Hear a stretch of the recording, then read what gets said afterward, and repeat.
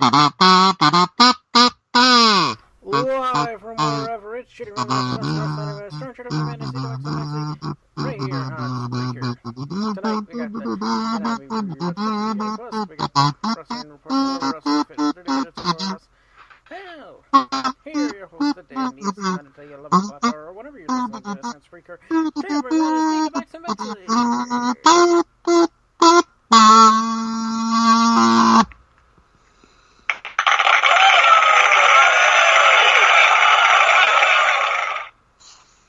Welcome to the show. I'm Jay. That's Steve. Hey, how are you?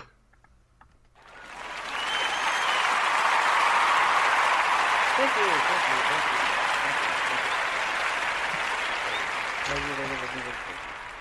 All right.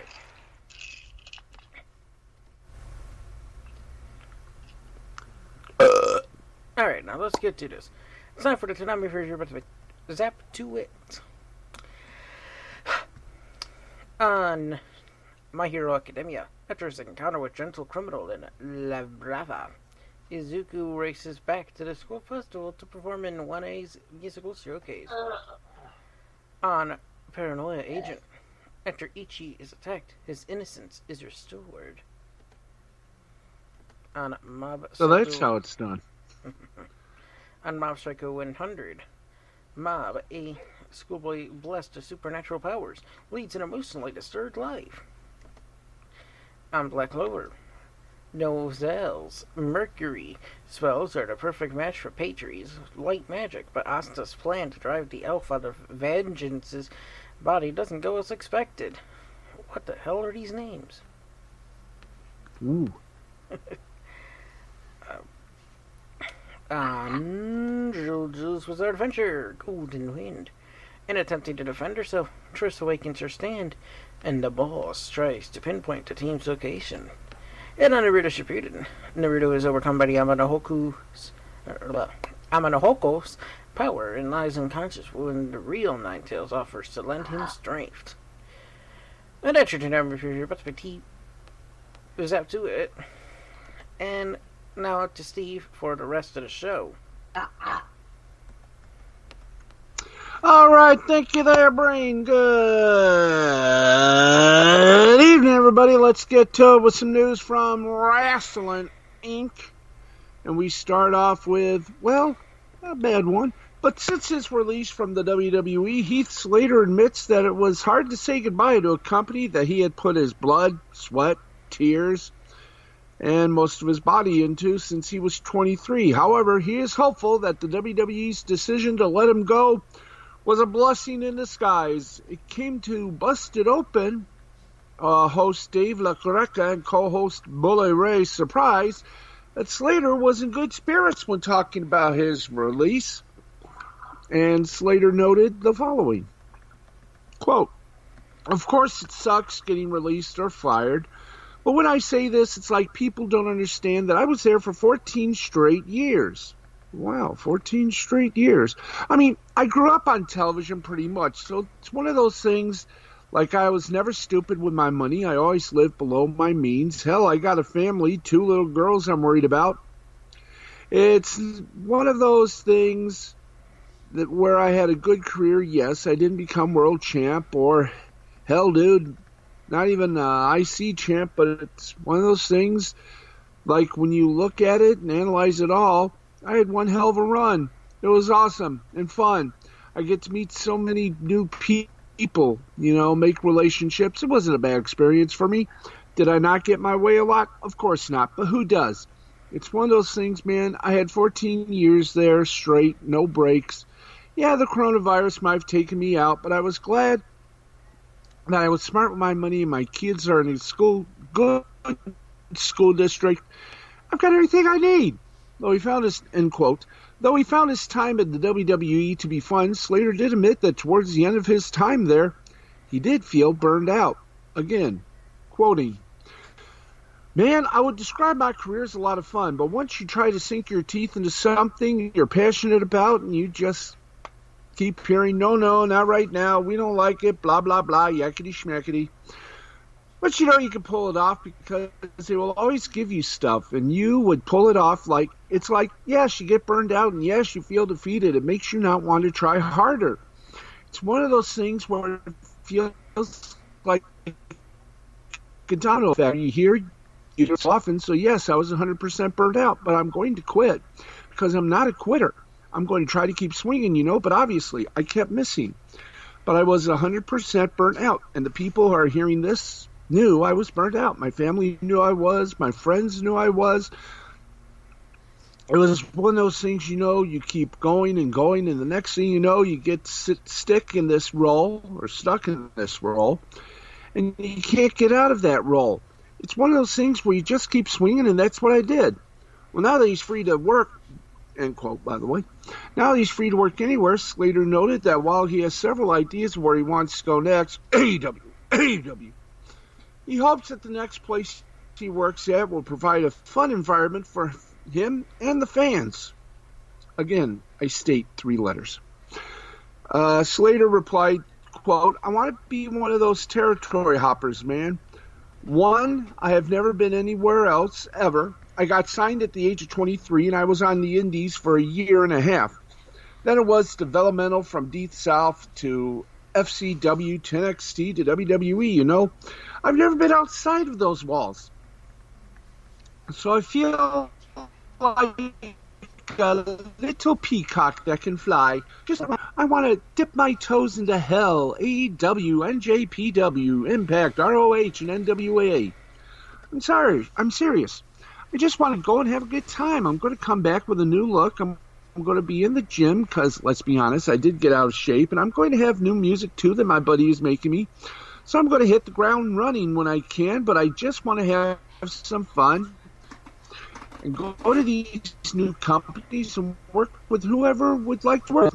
I feel like this is a new chapter, a new open book for me to where I literally want to go and have some damn fun in the ring and with the audience. Again. End quote, and I'm going to state it. If you want to listen to the full interview, go to Busted Open. You'll hear it all. But I'm going to say this, Heath Slater, I think you're going to go to AEW because you just described them to a T. Speaking of AEW, oh, don't you just love those segues? Thank you.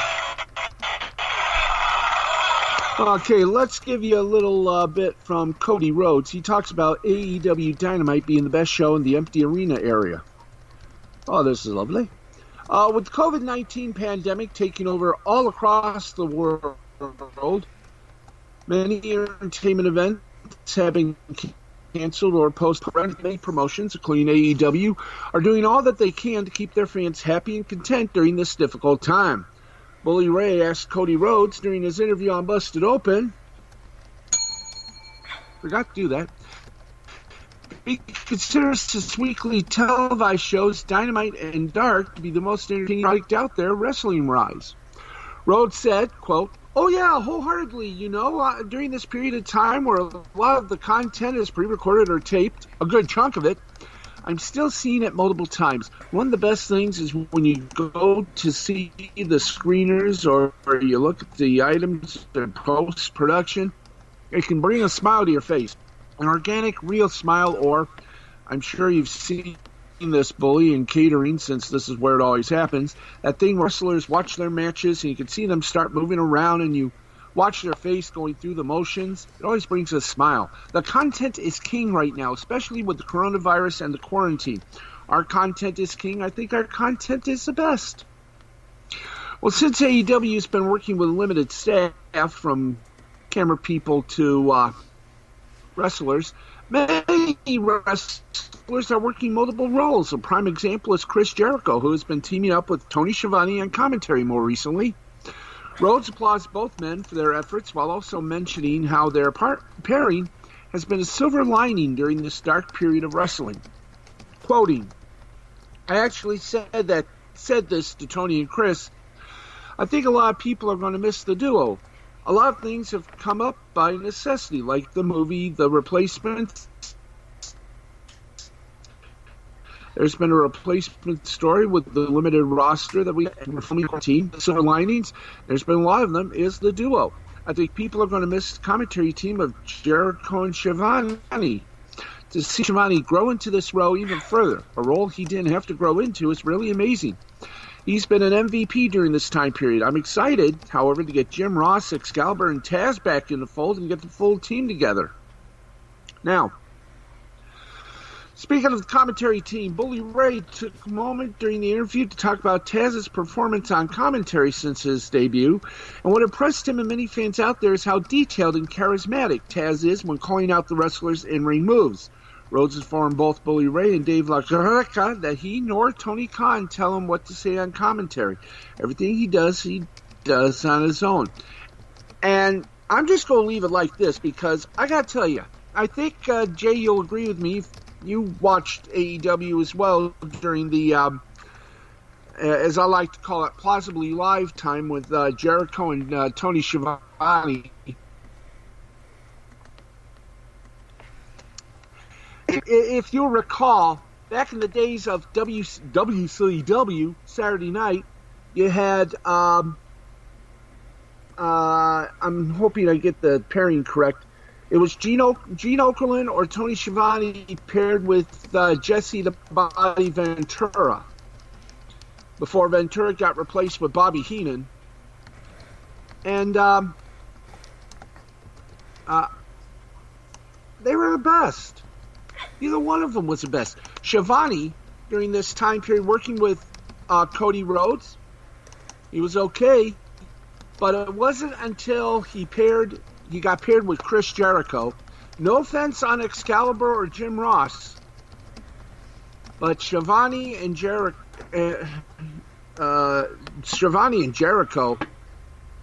it was like watching old Jesse Ventura bits. I mean, there was a solid cohesiveness there. I mean, Schiavone let Jericho be Jericho, and I mean, it was incredible. It was indeed incredible. And especially, and I will say this, especially the post shows that were done by Excalibur, Taz, and Jim Ross on their YouTube channel. I mean, you gotta watch these. I mean, it was incredible. They were more loose than a goose. Uh-huh. I mean, Taz worked off with Jim Ross. He worked off with Excalibur. Hell, he even got Jim Ross to, well, I'm going to say it, lower his usual guard. Especially when they were talking about, when Jim Ross was doing this story about Andre the Giant, when they were talking about one of the matches of Dynamite, and Jim Ross said, I gots to know. That's what the lady at the front desk of the hotel asked me when I was with Andre the Giant. I gots to know. So she offered me $25 to get a picture, and I told Andre, and I thought Andre was going to beat me up, but I told him, and he said, you should have accepted. And it ended up because they had Jim Ross for a short time before he had to go off. He said, I got to go, and they thanked Jim Ross, and Jim Ross just looked at the camera and said, is the camera on? Because I'm naked. And that just cracked up Taz to the point where he just had to, I mean, there was no way he could recover.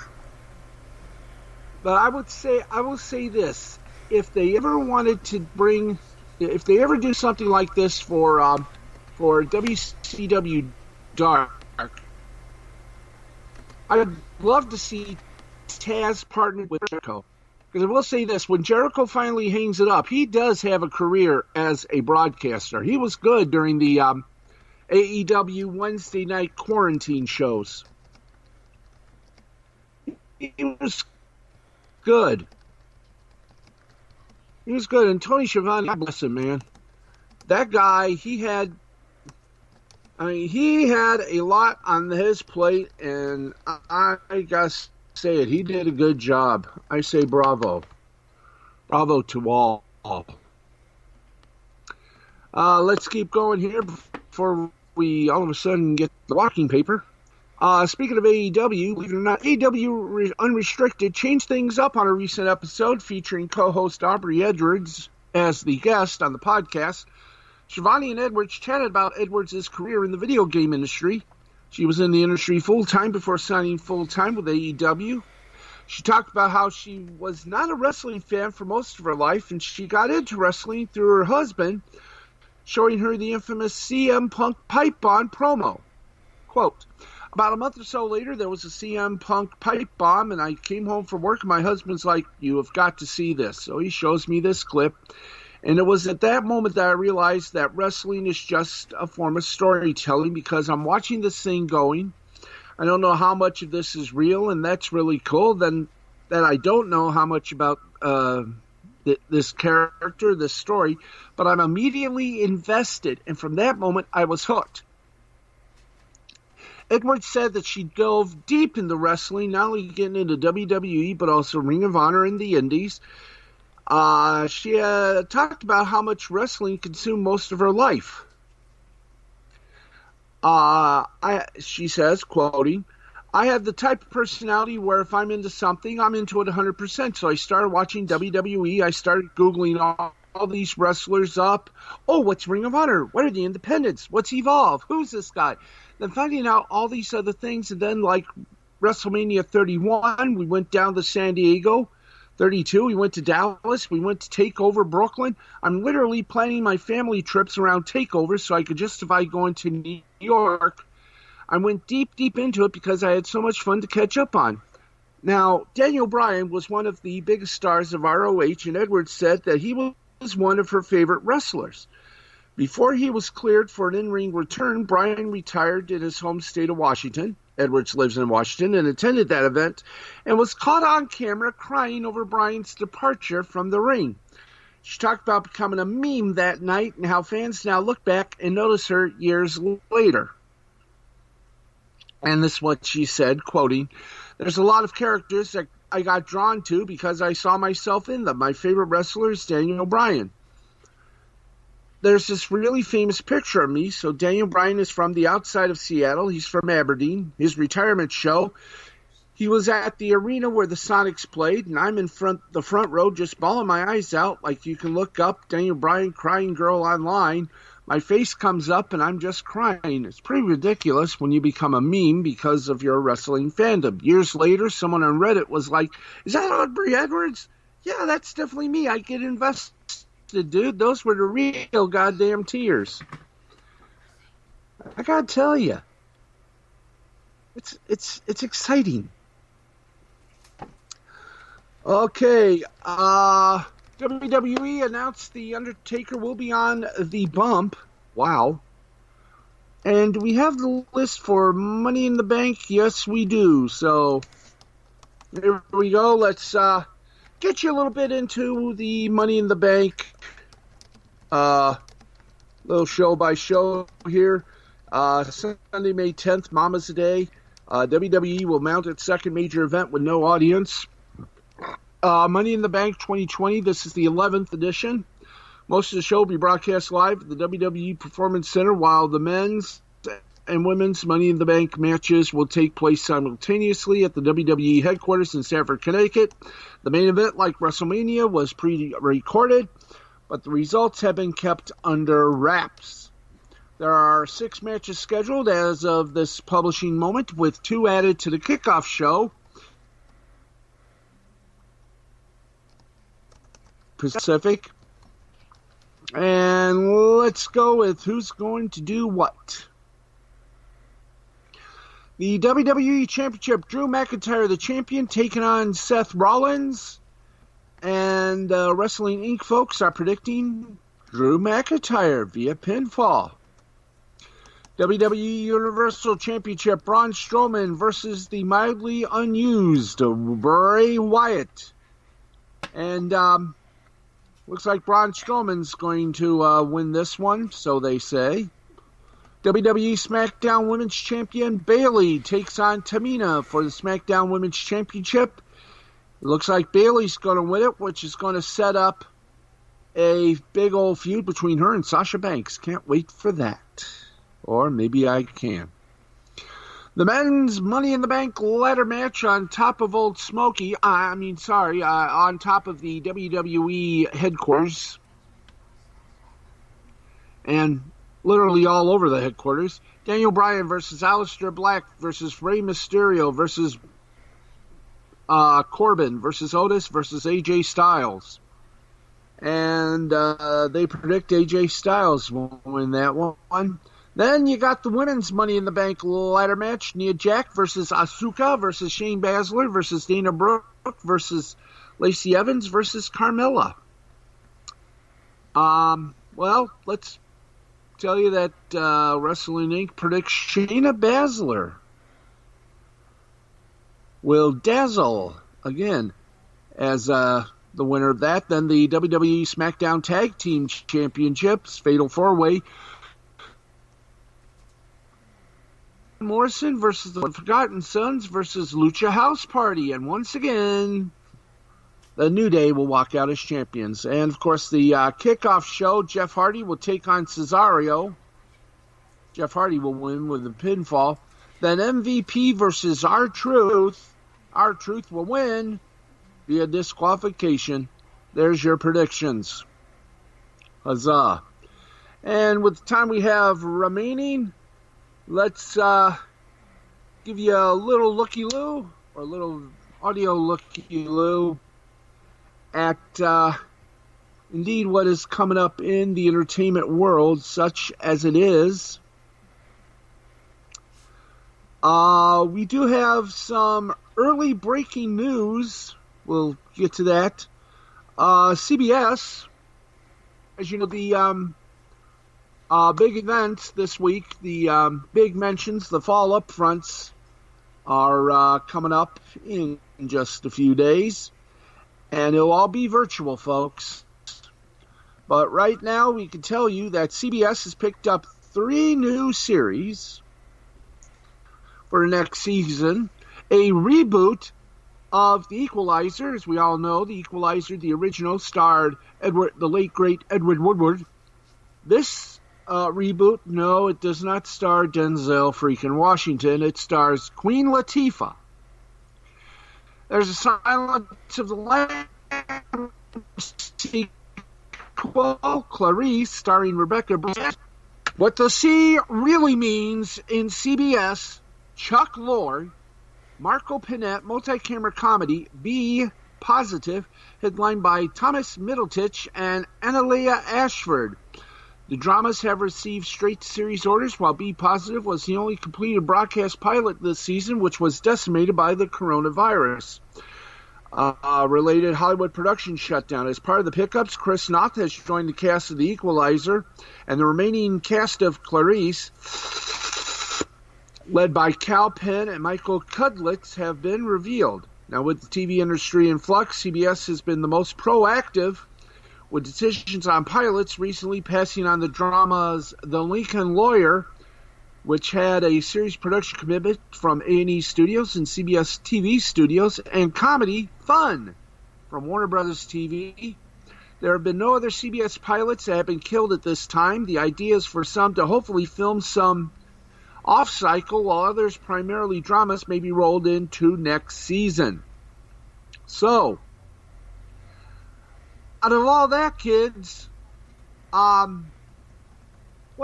got picked up by CBS, you may ask? 18 series, and here we go, as I crack my knuckles to reveal to you the CBS 18 series, and here they go, here we are. The dramas, hi there. The dramas, kids, All Rise, Blue Bloods, Bull, FBI, FBI's Most Wanted, MacGyver, Magnum PI, NCIS, NCIS Los Angeles, NCIS New Orleans, NCIS The Hamburger, SEAL Team and SWAT. Meanwhile, comedies, Bob Loves Abishola, or as I like to call it, Mike and Molly, Part 2. The Neighborhood and the Unicorn, yes! News programs, the definitive news magazine show 60 Minutes, and 48 Hours, and reality series Undercover. They join previously renewed for next season Evil, Chuck Lorre's mom, and young Sheldon, both in the middle of 2-year pickups. Survivor and The Amazing Race for a total of 23 shows, scripted, reality, and news magazines. The network has canceled 4 shows. Get ready on the Wop Wop. Mid-season comedy that's only been on for 2 weeks. Broke. Patricia Heaton's Carol's second act will not get a third act. Edie Falco's Tommy has been kicked out of law enforcement. And suddenly, the Friends curse finally hits Matt LeBlanc as Man with a Plan gets decimated. That's right. Let's just say there's going to be the official announcements coming up this week from all networks, National and Espanol, and we'll bring you all those verbiages throughout the weekend on the total show of Friday on the Last Call Cafe, Brown and Bread. Let's see. So, kids and cadets, there's at least one network that has already had us frothing at the mouths, and I do mean frothing. Okay, I think we're almost to the end of this little rainbow of ours, but the one show, and you know how much I reboots of movies, classic movies, I sort of dislike, and some reboots of classic TV series, they're okay. This reboot of The Equalizer with Queen Latifah in the lead role, I would have a negative thought on this, but I don't. I am very intrigued as to how they're going to do this with Queen Latifah in the lead role. This is, by the way, done by Universal Television and CBS Television Studios. So this is one series, one of about 5 I'm sort of very interested in. The Equalizer. I will watch this with bated breath and see how good it really is.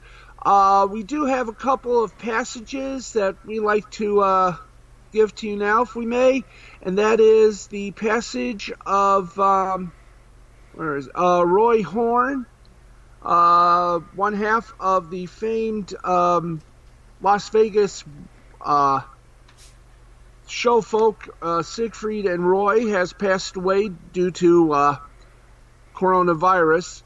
And sadly, another passage that hits the Rock and Roll Hall of Fame and all of us who loved music, that is, of course, Little Richard passed away of bone cancer. He was 87. Our thoughts and prayers go to the families of both Little Richard and to Roy Horn. And with that, Jay, I think we've done it.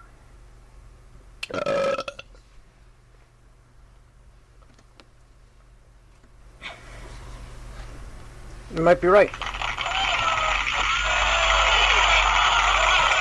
It's the first time we've done anything right. So until next week at this time period, he's the brain, I'm the backs man. Thanks for joining us for Wrestle-Anime Hut. The for real edition. Enjoy your wrestling. Enjoy what we all got. Bye. Yes, indeed. This has been a production of some people who don't know what the hell they're doing. See you next time.